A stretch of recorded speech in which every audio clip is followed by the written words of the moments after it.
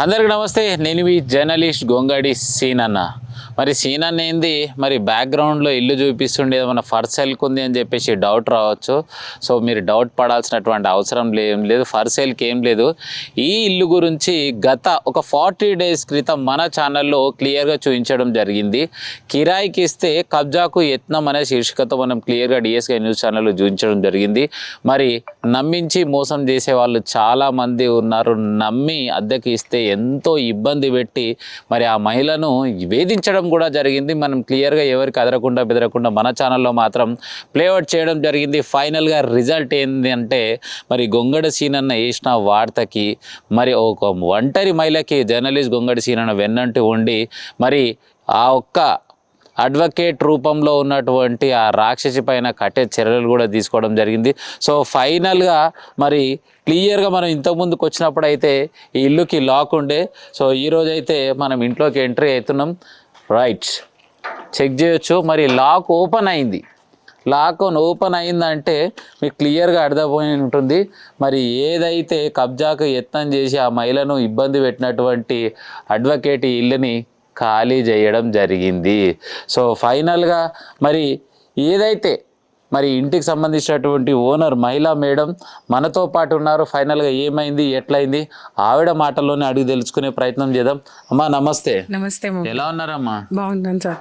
So ఫైనల్గా how you are feeling? Relieved sir. నా ఇల్లు నాకు దొరికింది, అదే నాకు చాలా సంతోషంగా ఉంది. ఇంకా ఆయన కిరాయి కట్టకుండా వెళ్ళిపోయినా కూడా నేను అంటే ఇంత కష్టపడి సంపాదించుకున్న ఇల్లు నాకు దొరికిందని ఒక సంతోషం ఉంది సార్. సో మీకు మొత్తం మీద రెంట్ కట్టకుండా ఇల్లు మాత్రం ఖాళీ చేసి. సో ఎన్ని నెలల రెంట్ మీకు బ్యాలెన్స్ ఉన్నాడు సార్? మనకు కట్టింది 4 months సార్. 15 months ఉన్నాడు సార్. 15 నెలలు. ఒక్క నెలకు వచ్చేసి కిరాయి ఎంత? నేను ఇంకా తక్కువకి ఇచ్చాను, 12,000కే ఇచ్చాను సార్. ఇక్కడ ఇంకా 15,000 ఉన్నా నేను 12కే ఇచ్చాను. కష్టం 12,000 ప్రతి నెలకి. ఎన్ని నెలలు ఇవ్వకుండా వెళ్ళిండు? ఇంకా మనకి 4 months అంటే 11 months ఉంది సార్. 11 నెలల కిరాయి ఇవ్వకుండా ఇంట్లో నుంచి అయితే పారిపోయిండు. వెళ్ళిపోయి ఇల్లు అయితే తెరిచి పెట్టేసి వెళ్ళిపోయిండు. మధ్యవర్తి ఎవరైతే మాట్లాడారో వాళ్ళకి ఏం చెప్పానంటే ఇల్లు నేను లాక్ వేయలేదు, తెరుస్తుంది, వచ్చి మీరు తీసుకోండి అని చెప్పాడు సార్. మీరు ఒకవేళ ఈ ఇల్లు ఇచ్చేటప్పుడు మీ ఇంట్లో ఉన్నటువంటి సామాన్లు ఏమేమి ఉండే ఎట్లెట్లుండే అవన్నీ పర్ఫెక్ట్ ఉన్నాయా లేవా ఏమన్నా చెక్ చేసుకురా? ఇంకా చేయాలి సార్. చేశాను లాస్ట్ టైం పిల్లలు వచ్చినప్పుడు. వాళ్ళు అంటే మళ్ళీ లైట్ వేద్దామంటే లైట్ లేదు, బల్బులు లేవు. మరి ఒకసారి వెళ్ళి చెక్ చేద్దామా? చేద్దాం సార్. రైట్, ఫైనల్ గా మనం అయితే ఇప్పుడు ఇంట్లోకి వెళ్తున్నాం. ఇల్లు పరిస్థితి ఏ విధంగా ఉన్న అంశం అయితే తెలుసుకునే ప్రయత్నం చేద్దాం. సో చెక్ చేసుకోండి. ఎప్పుడైతే ఇల్లు రెంట్కి ఇస్తున్నాము అంటే మరి మీరు కనుక చాలా జాగ్రత్త వహించాల్సి వస్తుంది. ఎందుకంటే ఎన్నో లక్షల రూపాయలు ఖర్చు పెట్టి మనం గృహాన్ని మాత్రం తీసుకోవడం జరుగుతుంది. మరి ఆ గృహం ఇచ్చిన తర్వాత వాళ్ళు ఏ విధంగా ఇల్లు నుంచే ప్రయత్నం చేస్తున్నారు? ఎలా ఉంది మేడం మీ ఇల్లు? మీరు ఇచ్చినట్టు అదే విధంగా ఉందా లేక ఏమన్నా చేంజ్ చేస్తున్నాయా? అంత గలీజ్గా చేసేసాను సార్ మొత్తానికి. ఇవన్నీ లేకుండా నేనే వేసి ఇచ్చిన, నేను లాక్ ఇచ్చిన, లాక్ కూడా ఇవ్వలేదు. మళ్ళీ ఫ్యాన్లు కొత్త డిజైన్ పెట్టిన సార్, ఫ్యాన్లు కూడా లేవు. మీ ఫ్యాన్లు కూడా తీసుకెళ్ళిపోయాడు సార్. మళ్ళీ బల్బులు కూడా లేవు. ఇప్పుడు నేను చీకటి అయిందని అంటే మిమ్మల్ని పొన్న వచ్చి లాక్ వేసుకోమని నైట్ చెప్పేసరికి వచ్చి చూస్తే బల్బులు కూడా లేవు సార్. వేయలేకపోయినా ఉన్న బల్బులు కూడా ఎత్తుకొని పోయాడు. సో గైస్ చూడొచ్చు. సో ఏదైతే మరి మేడం ఇచ్చేటప్పుడు బల్బులు అంటే కాస్ట్లీ, ఇంత మంచి ఇల్లు అన్నప్పుడు మంచి బుగ్గలు పెట్టుకోవడం జరుగుతుంది. ఆ బుగ్గలు కూడా ఎత్తుకపోయింది. ఒక దొంగ అనొచ్చు. మరి ఫ్యాన్లు చూడొచ్చు. ఇంత మంచి ఇంట్లో మరి ఎంత రేంజ్ కాస్ట్ ఆఫ్ ఫ్యాన్లు అనేది ఫిట్ చేసిర్రో మరి ఆ ఫ్యాన్లను కూడా ఎత్తుకపోయినటువంటి పెద్ద దొంగ అని చెప్పేసి క్లియర్గా చెప్పొచ్చు. ఇంకేమేమి పోయినాయి మేడం ఇంట్లో నుంచి? బల్బు వేసే ఫ్రేమ్ కూడా తీసుకోవాలి సార్. ట్యూబ్ అది వేసేది ఒక్కసారి ఇక్కడ చూడండి. ఈ ట్యూబును కూడా ఇప్పుకొని పారిపోయినటువంటి దొంగ. నువ్వేం అడ్వకేటు అన్న ఆయన నాకు అర్థం కాకుంటుంది. ఒక అడ్వకేట్ అంటే సామాన్య ప్రజలకు అన్యాయం జరిగితే మరి వాళ్ళ దగ్గరికి వెళ్ళి మరి నీ దగ్గరకు వచ్చినటువంటి ఆ ప్రజల సమస్యలు తీర్చే అడ్వకేట్ అంటే నువ్వు ఒక దొంగ రెడీ అయినావు. మరి ఇంత దొంగ అసలు నువ్వు ఉండాల్సిన అవసరం లేదు ఈ భూమి మీద, నిజంగా చెప్తున్నా. మరి నేను ఏదైతే చేసిన వీడియో కూడా అతన్ని వీడియో తీయమనండి, అతను వీడియో తీయకపోతే నేను చూసుకుంటా అంటున్నావంట. మరి ఇంతకు ఏం చేసుకుంటావు, ఎట్లా చూసుకుంటావు, మరి అన్నీ చూసే ప్రయత్నం, ఇంక ఇల్లు ఎట్లెట్లుందో చూసే ప్రయత్నం చేద్దాం. ఆ. ఇది కూడా డ్యూ ఉందా ఇక్కడ ఫ్రేమ్ మొత్తం డ్యూ ఫ్రేమ్ మొత్తం తీసుకో. రైట్. మరి ఇక్కడ ఇంకో రూమ్లో ఓకే, మరి ఇంకో రూమ్లో కూడా చూడొచ్చు ఒక్కసారి.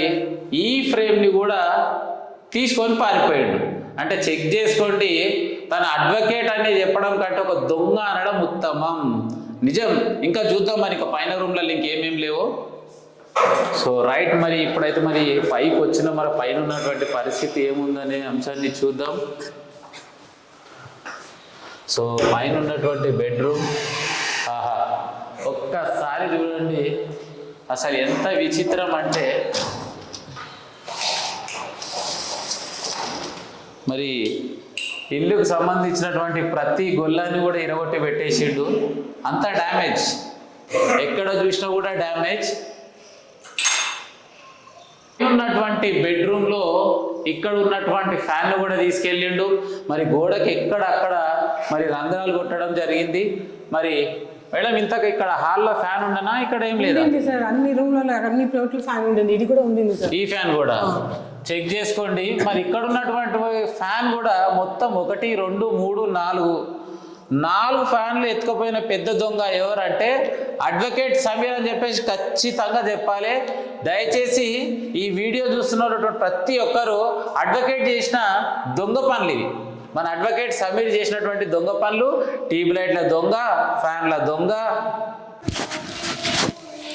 సో ఫైనల్గా ఇల్లు చూసుకున్నట్టయితే ఇల్లు మాత్రం సేఫ్ జోన్. కానీ మరి ఇంట్లో రెంట్కుండి మొత్తం మీద 4 ఫ్యాన్లు, కాస్ట్లీ ఫ్యాన్లు, 4 ఫ్యాన్లు ఎత్తుకుపోయిన పెద్ద దొంగ, ట్యూబ్ లైట్లు ఎత్తుకుపోయిన పెద్ద దొంగ.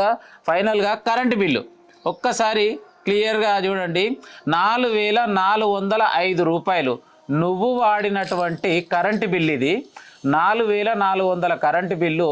మొత్తం వచ్చేసి 15 నెలల్లో భాగంగా 4 నెలల రెంట్ కట్టినామంటే ఇంకా 11 నెలల రెంటు 1,20,000 రూపాయలు పైచులుకు. అంటే మొత్తం మీద నువ్వు ఈ మేడంకి బాకున్నది 1,40,000 రూపాయలని ఖచ్చితంగా చెప్పగలను. ఎందుకంటే ఫ్యాన్ల కాస్ట్లీ కూడా అంతగానం ఉంది. నువ్వు అంటున్నావు కదా నా వీడియో తీసేసేయమని, నా మీదకి వెళ్ళి కేసు తీసేయమని అని చెప్పేసి.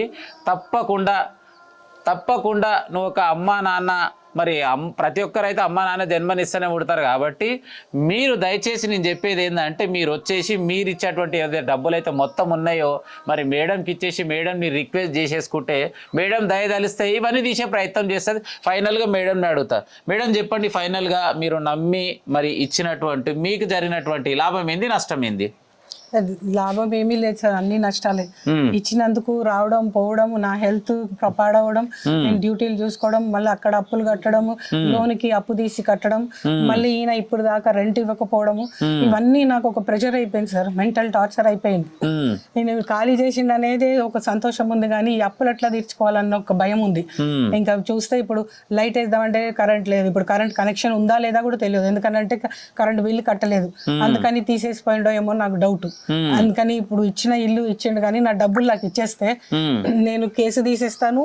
మళ్ళీ ఈ వీడియో తీయమంటే కూడా నేను సార్ని బతిమలాడుకొని తీసేస్తాను. ఫైనల్ గా తెలంగాణ పోలీసుల నుంచి మీకు ఎలాంటి సహకారాలు అందినాయి మేడం? పోలీసు వాళ్ళు నాకు ఎఫ్ఐఆర్ రిజిస్టర్ చేసుకుంటాననేసి లాస్ట్ వీడియోలో కూడా చెప్పాను కదా, తిరిగి ఫైనల్గా చేసుకున్నారు. కానీ ఇప్పుడు దాకా అక్కడి నుంచి అయితే ఏవి అంటే తనని వచ్చి అడగడం కానీ, లేకపోతే ఆయనని అరెస్ట్ చేసుకొని, లేకపోతే పోలీస్ పిఎస్కి పిలిపించడం కానీ ఇంకేం జరగలేదు. కానీ ఇది మధ్యలో అంటే మా వాళ్ళని తీసుకొచ్చి ఇక్కడ నిలబెట్టి మాట్లాడుతుంటే ఆ రోజు ఎలాగో మాకు 9 దాకా ఇక్కడ నిలబడితే అప్పుడు దొరికాడు. అప్పుడు పట్టుకొని మేము అడిగితే చేస్తున్నానులే ఫిబ్రవరి 1 అన్నాడు. ఫైనల్ గా ఈ రోజు మీకు న్యాయం జరిగింది. మరి ఎవరి ద్వారా న్యాయం జరిగిందని ఈ ప్రేక్షక దేవుళ్ళకి చెప్తారు? మరి ఫస్ట్ థింగ్ ఏంటంటే ఈ వీడియో తీయంగానే ఆయనకు ఒక భయం పట్టుకుంది. అక్కడ నుంచి ఇంకా నేను ఇట్లాంటి దాంట్లో ఎప్పుడు రాలేదు. కానీ సార్ అన్నారు ఇలా చేస్తేనే ఇలాంటి వాళ్ళకి ఒక న్యాయం అనేది మీకు వస్తుంది, ఇలాంటి వాళ్ళకి మనకి ఒక బుద్ధి చెప్పినట్టు అవుతుంది, తీద్దాము వీడియో అని చెప్పేసి అన్నందుకు ముందుకు వచ్చాను. లేకపోతే నేను ఎప్పుడు ఇలాంటి దాంట్లో ముందుకు రాలే. ఇలా కిరాయి ఇవ్వనందుకు, మళ్ళీ ఫోన్ చేస్తే ఫోన్ ఎత్తనందుకు ఇంతవరకు రావాల్సి వచ్చింది. లేకపోతే ఆయన ఫోన్ ఎత్తి నాతో మాట్లాడితే ఇంత దూరం రాకపోతుండే, నా రెంట్ నాకు కడితే నేను ఇంత దూరం కూడా నేను రాకపోతుండే. సో ఫైనల్గా డిఎస్కే న్యూస్ ఛానల్ యాజమాన్యానికి ప్రేక్షక దేవుళ్ళకి ఏం చెప్తారు మేడం? డిఎస్కే న్యూస్ ఛానల్ మరి సీను గారు న్యాయానికి నిలబడే వ్యక్తి. ఆయన ఎక్కడ ఎవరికి ఏదైనా అంటే ఇబ్బంది కలిగిందంటే ఫస్ట్ అన్నీ కనుక్కుంటారు. నిజంగా ఇలా జరిగిందా అని అన్ని కనుక్కొని నిజంగానే ఈ న్యాయం అన్యాయం జరిగిందా అని కనుక్కున్నాకనే ముందడుగేస్తారు. ఇది కనుక్కున్నాకే ఆయన ముందడుగేశారు. ఆయనకి చాలా చాలా thanks. So right, DSK news channel చూస్తున్నటువంటి ప్రేక్షక దేవుళ్ళకు చెప్పేది ఒకటి, ఏదైతే మరి మేడంకి ఉన్నటువంటి సమస్యని తీసుకొని చాలా రోజులు ఎంతోమంది పెద్ద మనుషుల దగ్గరికి పోతే ఎక్కడ కూడా న్యాయం జరగలేదు. ఫైనల్గా ఒక మిత్రుని ద్వారా మనల్ని అప్రోచ్ కావడం జరిగింది. ఫైనల్గా మేడంకి, మేడం నేనున్నాను, మీరు భయపడాల్సినటువంటి అవసరం లేదు అని ధైర్యం ఇచ్చి మనం ముందుకొచ్చి మరి వీడియో చేసి ఫైనల్గా 40 days ఎబో లోపల మరి ఈ ఇల్లుని ఖాళీ చేసే విధంగా మరి ఈ తెలంగాణ ప్రభుత్వం పోలీసుల సహాయ సహకారాలతోటి మరి యొక్క సక్సెస్ మాత్రం చేయించగలిగినాం.